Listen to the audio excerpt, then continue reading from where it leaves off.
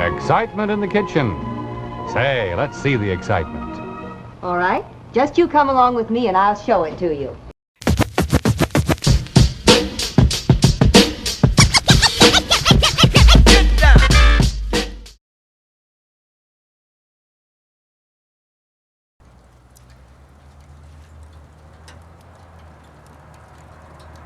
Welcome, I am Jonathan, the Appliance Dude, here at Curto's in Westchester County, high atop Mount Appliance here on Central Avenue in beautiful and bucolic Yonkers, New York.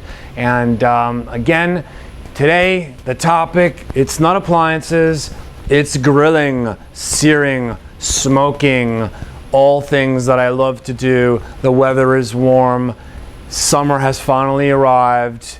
May, what a disaster. It felt like March throughout until the final week of May. I was still grilling and doing my thing, but under those gloomy skies, it just didn't feel right. But it's hot outside today, folks, and I'm fired up, ready to talk to you about the Alfresco grill here, really the Alfresco outdoor culinary system. And I wanted to mention it again because I did something recently on it.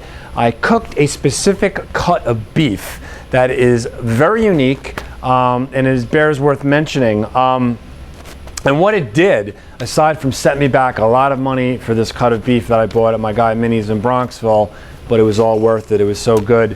It bears mentioning because of the fact it showed how the Alfresco on one grill you can actually cook. They actually have about 13 different ways to cook on this grill, but for this particular cook with this cut of beef, I went 3 different ways on it, and it will show you the flexibility, the versatility of the Alfresco system. It is completely mind-boggling, it's nuts, and it needs to be discussed. So let me tell you the story, what happened here.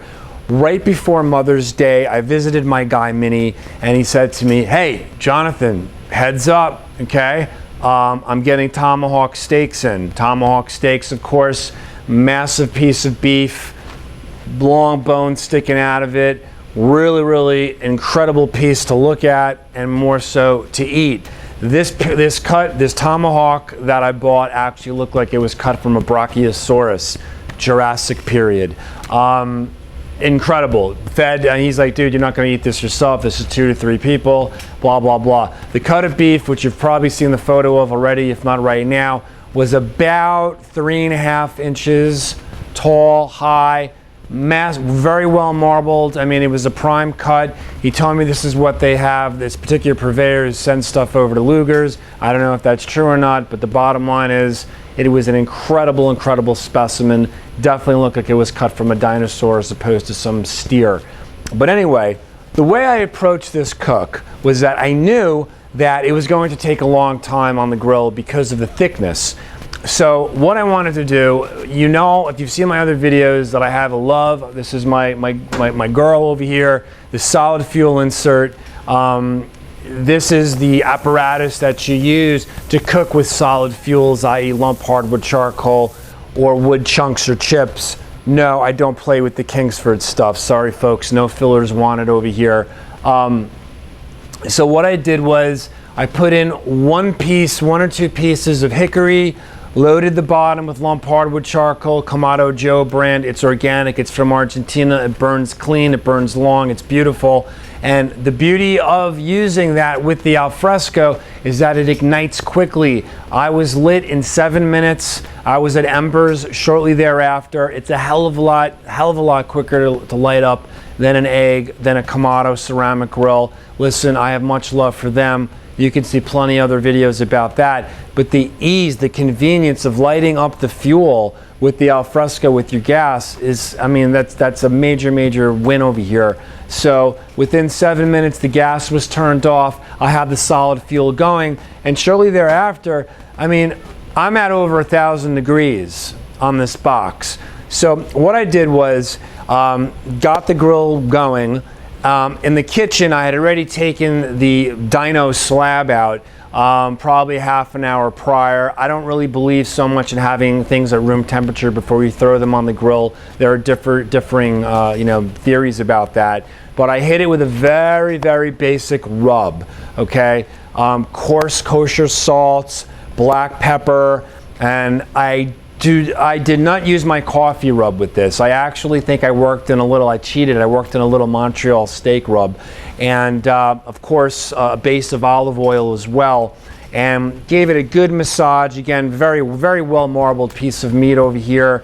And I think I actually did one coat of butter on it as well. I don't normally cook with butter. I know that the steakhouses make that pretty much normal practice. I did it this time, but again, not my normal course of action. So what happened is I did not want to do a reverse sear with this. I have a tendency to blow things up when I do the reverse sear. So I put it on the 1,000 degrees plus solid fuel insert, threw it on there. Yeah, the flames are coming out. There's a lot of fat on this, a lot of marbleization. I kept it on one side for about 2.5 to 3 minutes, got a really nice char. Threw the dyno slab over on the other side, again 2.5 to 3 minutes. And then what I did, I took it off with these thongs. What am I thinking of? Tongs. I put them down with the tongs on the middle burner, okay? So the middle burner was set at like medium, all right, using the normal alfresco cooking system with the ceramic briquettes over the gas U-shaped burner. We were at medium, and I hit the dyno slab, the tomahawk, at I believe it was 7 minutes per side. So at that point, what I wanted to do was I did the old Steve Reichland poke test. It did feel a bit spongy still. I don't think I was at medium rare. I'm looking for 125 degrees. I injected my, I stuck it with my meat probe and my instant read thermometer, and I wasn't near 125. I was at like 100, 105, something along those lines. It was going to be blood red inside. So I said, let me leave it here for a couple of more minutes. Did that.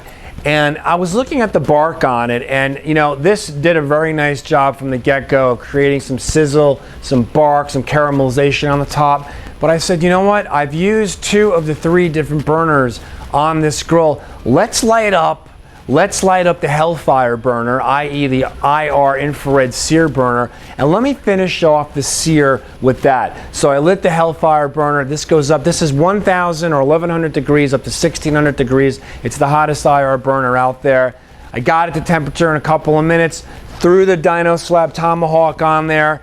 1.5 minutes on one side, 1.5 minutes on the other side. Pulled it off. And it was time, and yes, I did use the thongs to pull them off. No, I did it again. The tongs, not the thongs. All right, I don't know where my mind is at. Actually, I do know where it's at. But pulled it off, put it off to the side, and I let it temp for about 5 minutes or so. Cut into it, yowza. I mean, I had crazy bark, crazy crust caramelization on the top. Beautiful redness inside, pretty much edge to edge. I nailed it. I was very surprised, but I nailed it. So the alfresco completely just, it kicked ass in this application. And it shows the versatility of the system, how on a 42-inch grill, I can cook 3 different ways. I can sear with wood and lump hardwood charcoal. I can cook normally on a gas grill, and then I can sear infrared. That's only the beginning. I mean, the smoking, the frying, the smoke tissing, the rotisserieing. I mean, it's just, this thing just packs such a wallop. I love this grill. I really, really do. I'm going to end it there. Check out the photos. There should be photos on the blog as well of what the cook was like. So please, again, hit me up if you have any questions. Please come to the showroom, visit, check out the alfresco display. It's the largest in the region. And that's it, man. I'm here to help. Peace.